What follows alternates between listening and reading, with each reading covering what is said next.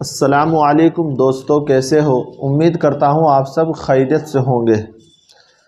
آج آپ کو اس ویڈیو میں بتائیں گے حضرت ایوب علیہ السلام، یعنی یہ حضرت ایوب علیہ السلام اللہ کے پیغمبر، وہ پیغمبر ہے جس کو اللہ تعالیٰ کا بہت بڑا صبر تحمل اللہ نے ملکہ عطا فرمایا، اور صبر آپ نے ایسی بیماری میں بہت بڑا صبر اور شکر کیا اور زبان سے اللہ کا ذکر کیا۔ آج ان کے بارے میں بتائیں گے آپ کو۔ حضرت ایوب علیہ السلام حضرت اسحاق علیہ السلام کے اولاد میں سے ہیں۔ ان کا شمار عرب کے پیغمبروں میں ہوتا ہے۔ وہ اللہ تعالیٰ کے نیک، بڑے صابر اور شکر گزار بندے تھے۔ انہوں نے صبر و شکر کی ایسی مثال پیش کی کہ خود اللہ تعالیٰ نے ان کے صبر و تقوی کی شہادت دی، اور ایک کامیاب تاجر اور معاملات میں ہر کردار میں امانت داری میں ہونے کے ساتھ ساتھ تقوی اور پرہیزگاری میں بھی بے مثال تھے۔ وہ غریبوں کو کھانا کھلاتے، بیواؤں اور مسکینوں اور تنگ دستوں کی خوب مدد کیا کرتے تھے۔ اللہ تعالیٰ نے انہیں بہت مال و دولت عطا فرمایا تھا۔ پھر سخت آزمائش اور امتحان میں مبتلا کیا اور عطا کردہ مال، دولت، اولاد سب کچھ واپس لے لیا، اور خود 18 سال تک بیماری میں مبتلا رہے، مگر اس کیڑی آزمائش میں بھی کبھی اپنی زبان سے شکوہ شکایت کا لفظ ادا نہیں کیا، اور ہمیشہ صبر و شکر ہی کرتے رہے۔ اللہ تعالیٰ سے دعا مانگتے رہے۔ اللہ تعالیٰ نے ان کی دعا کو قبول فرمائی، اور صبر کے بدلے میں انہیں پہلے سے زیادہ مال، دولت اور اولاد سے نوازا، اور بیماری سے نجات عطا فرمائی اور تندرستی عطا فرمائی۔ پرندوں کا فضاؤں میں اڑنا اللہ تعالیٰ کی بہت بڑی قدرت ہے کہ پرندوں پر عطا فرمائی جن سے وہ اڑتے ہیں۔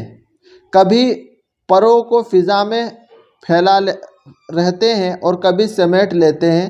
دونوں حالتوں میں وہ فضا میں موجود رہتے ہیں، اور وزنی ہونے کے باوجود زمین پر نہیں گرتے۔ انہیں فضا میں کون رکھتا ہے، روک کر رکھتا ہے؟ اللہ تعالیٰ نے ان پرندوں کو اپنی قدرت سے فضا میں اڑنے کی صلاحیت سے نوازا ہے، اور اللہ تعالیٰ قرآن میں فرماتا ہے، کیا وہ لوگ اپنے اوپر اڑنے والے پرندوں کو نہیں دیکھتے کہ پر پھیلائے ہوئے اڑتے پھرتے ہیں، اور کبھی اس حالت میں پر سمیٹ لیتے ہیں، اور دونوں حالتوں میں وزنی ہونے کے باوجود زمین و آسمان کے درمیانی فضا میں پھرتے رہتے ہیں۔ انہیں خدائے رحمان ہی فضا میں تھامے ہوئے ہیں، بے شک ہر چیز اس کی نگاہ میں ہے۔ اذان جمعے کے بعد دنیائی کام چھوڑ دینا۔ قرآن میں اللہ تعالیٰ فرماتا ہے، اے ایمان والو، جمعے کے دن جمعے کی نماز کے لیے اذان دی جائے تو سب کے سب اللہ کے ذکر کی طرف دوڑ پڑو، اور خرید و فروخت چھوڑ دو، یہ تمہارے لیے بہتر ہے اگر تم جانتے ہو۔ جمعے کی اذان سننے کے بعد فوراً جمعے کے لیے نکلنے کی تیاری کرنا اور ساری دنیائی کام کاج کو چھوڑنا ضروری ہے۔ غسل سے پہلے وضو کرنا۔ حضرت عائشہ رضی اللہ عنہا بیان فرماتی ہے کہ رسول اللہ صلی اللہ علیہ وسلم جب غسل جنابت کرتے تو پہلے دونوں ہاتھوں کو دھوتے، پھر نماز کی طرح وضو فرماتے۔ لوگوں کے فائدے کے لیے اچھا کام کرنا۔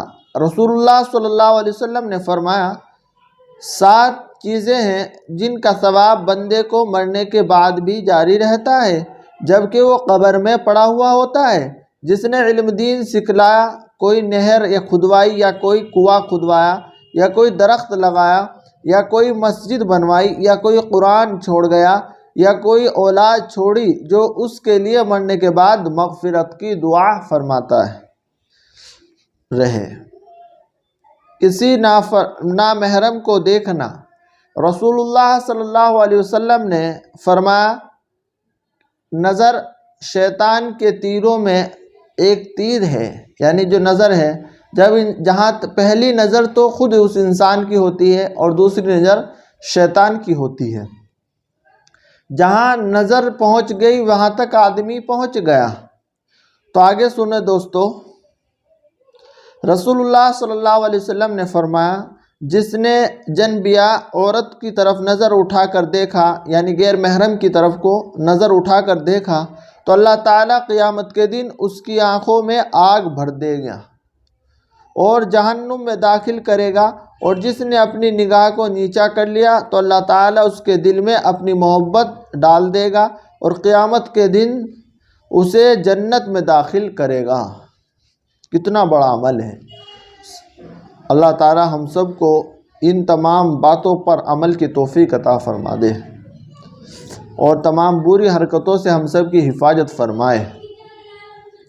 مال کا زیادہ ہونا، رسول اللہ صلی اللہ علیہ وسلم ارشاد فرمایا اس وقت تک قیامت نہیں آئے گی جب تک تمہارے اندر مال کی اتنی کثرت نہ ہو جائے کہ وہ بہنے لگے، یہاں تک کہ مال والے آدمی کو اس بات پر رنج و غم ہوگا کہ اس سے کون صدقہ قبول کرے گا، اور ایک آدمی کو صدقے کے لیے بلائے گا تو وہ کہہ دے گا کہ مجھے اس کی کوئی ضرورت نہیں۔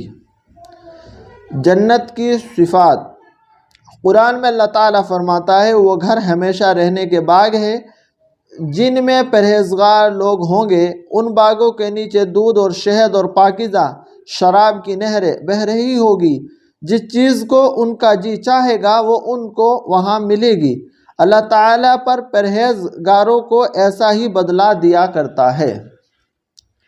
دھوپ میں بیٹھنے کی نقصانات، رسول اللہ صلی اللہ علیہ وسلم نے فرمایا دھوپ میں بیٹھنے سے بچو، دھوپ میں بیٹھنے سے بچو کیونکہ اس سے کپڑے خراب ہوتے ہیں، بدن سے بدبو پھوٹنے لگتی ہے اور دبی ہوئی بیماریاں ابھر آتی ہیں۔ قرآن کی نصیحت، قرآن میں اللہ تعالیٰ فرماتا ہے ایمان والو تمہارے اموال اور اولاد تمہیں اللہ کے ذکر سے غافل نہ کر دے، اور جو لوگ ایسا کرے گا تو وہ نقصان میں پڑنے والے ہیں۔ دعا کیجیے گا اللہ تعالیٰ ہم سب کو تمام باتوں پر عمل کی توفیق عطا فرمائے۔ دوستو ہمارے اس دین کی بات کو آپ آگے تک بھی پہنچاتے رہا کرو، اس میں آپ کا بھی فائدہ ہے، جو سنے گا اس پر عمل کرے گا آپ کو بھی اتنا ہی ثواب ملے گا اور اسے بھی اتنا ہی ثواب ملے گا۔ ہمارے یوٹیوب چینل اسلامک ٹیچر کو سبسکرائب کریں، بیل آئیکن کے بٹن کو ضرور دبائیں، لائک کریں، شیئر کریں۔ السلام علیکم۔